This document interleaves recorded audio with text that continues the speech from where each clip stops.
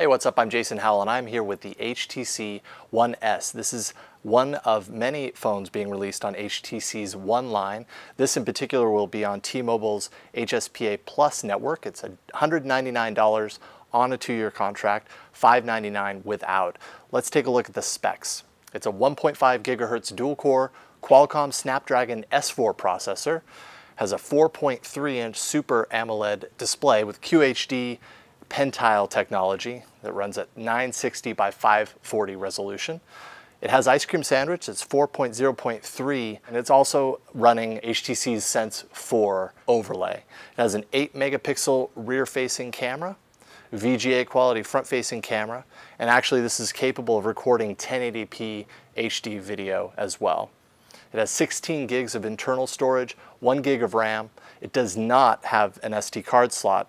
There's a non-removable 1650 milliamp hour lithium-ion battery inside, and as well it does not have HDMI or NFC, which is kind of a bummer. But let's take a look at the design. First of all, it's extremely thin and light. It's the thing that strikes you the moment you pick up this phone. It has a gray anodized aluminum unibody design. The overall stylings make this phone feel very expensive in your hand. It has a solid feel, build quality is top-notch, and yeah, there's just not a whole lot more I can say about this phone. I loved using it. My one main complaint is that the power button on the top is maybe recessed a little too far. So with the edge right here, it can be a little difficult hitting that power button at a moment, but that actually prevents it from being hit in your pocket. So that's probably more of a feature than it is a ding on the design.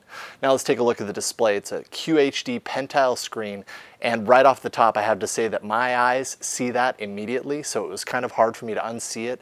However, a lot of people aren't sensitive to that, so I would say go to a T-Mobile store and pick it up and use it for a few minutes to see if that Pentile screen really screams out at you.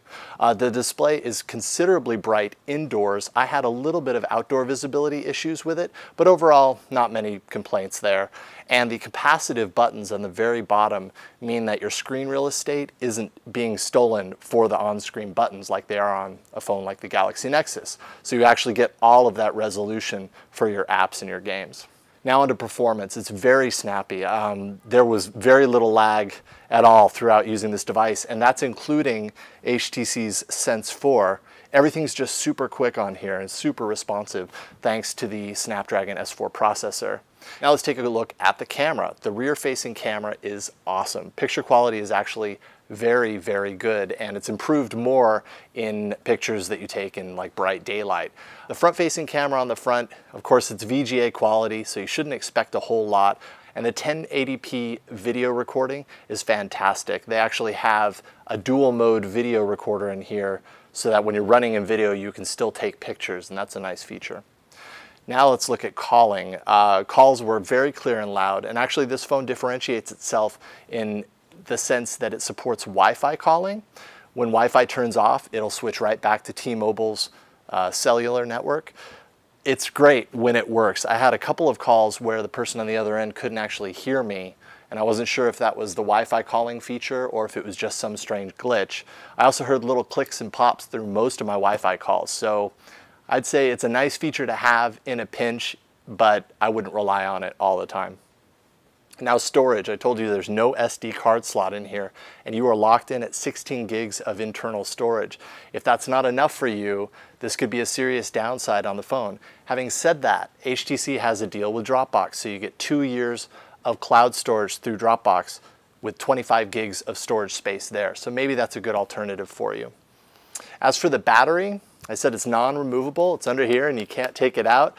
But I had really good battery life. I'm talking probably 15, 16 hours, multiple days with plenty of battery left over when I plugged it in at night. And that's all on T-Mobile's HSPA Plus network. I was very impressed by the battery performance of this phone.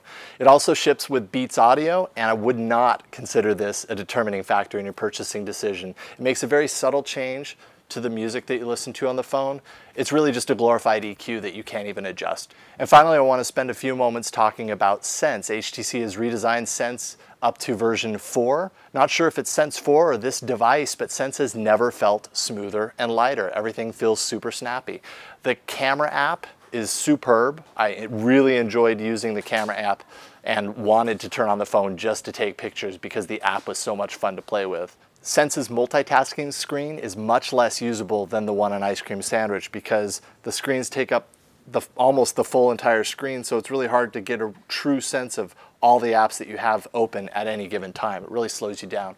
Overall, it's better than previous versions of Sense, but I wouldn't necessarily say that I'd opt for this over vanilla. But you can always pick up other launchers like Nova or Apex to give you a little bit of that vanilla Ice Cream Sandwich feel. All right, so let's take a look at the pros of the device. It has an expensive look and feel that make you proud to use the phone. The camera app and picture quality inspire more photos. And the phone as a whole feels super quick, and that's including Sense 4.0. Now the cons: it has a non-removable battery. 16 gigs of storage with no SD card slot might be too little for some. And lastly, the display is iffy for those sensitive to pen-tile displays. Overall, I'm pretty sad to see this review end because I really enjoyed using the phone, and I'd say that probably means that I would recommend that you buy the HTC One S. I'm Jason Howell with Twit, and you can find my other reviews on another show I do all about Android at twit.tv/AAA. Otherwise, thank you for watching my review of the HTC One S.